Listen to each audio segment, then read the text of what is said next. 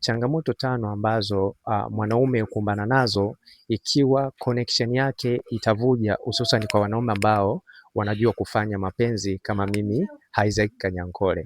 Ni vizuri zaidi kuweza kujua kwamba sio kila connection inayovuja mwanaume anaweza kukumbana na changamoto, lakini kuna connection ambayo ikivuja, hususan kwa mwanaume ambaye anajua kufanya mapenzi, huwa anakumbana na changamoto hizi tano ambazo nitaweza kuzitaja. Changamoto ya kwanza kabisa ni changamoto ya kusumbuliwa na majimama wa mjini.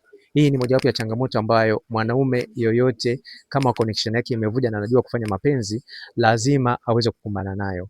Na pia changamoto ya pili ni changamoto ya kusumbuliwa na wake za watu. Hii ni mojawapo ya changamoto ambayo mwanaume lazima aweze kusumbuliwa kama connection yake ikivuja.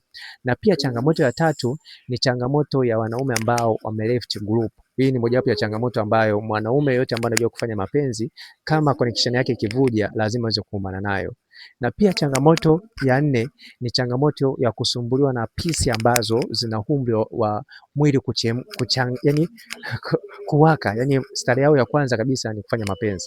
Hii ni mojawapo ya changamoto ambayo mwanaume hukumbana nayo.